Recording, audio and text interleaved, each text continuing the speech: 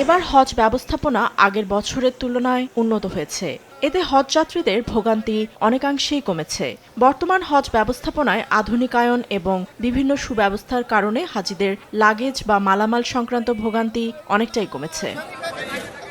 Saudi post SPL এর উদ্যোগে হাজিদের সুবিধার্থে মক্কা ও মদিনায় লাগেজ পৌঁছে দেওয়ার বিশেষ সেবা প্রদান করছে। ঢাকা শাহজালাল আন্তর্জাতিক বিমানবন্দরে জেদ্দা অংশে ইমিগ্রেশন ও লাগেজ স্ক্রিনিংয়ের শতভাগ কাজ সম্পন্ন করা হয়। এর ফলে সৌদি আরবে নেমে ঘণ্টার পর ঘণ্টা লাইনে দাঁড়িয়ে থাকার ভোগান্তি কমেছে। মক্কা বাংলাদেশ হজ কাউন্সিলর কামরুল ইসলাম জানিয়েছেন, প্রধানমন্ত্রীর নির্দেশনায় কাজ করছে মক্কা হজ মিশন। হজ ব্যবস্থাপনা সুষ্ঠুভাবে বাস্তবায়নের জন্য মাননীয় প্রধানমন্ত্রীর নির্দেশনা রয়েছে। সেই নির্দেশনা বাস্তবায়নের জন্য ধর্ম বিষয়ক মন্ত্রণালয় সদা তৎপর।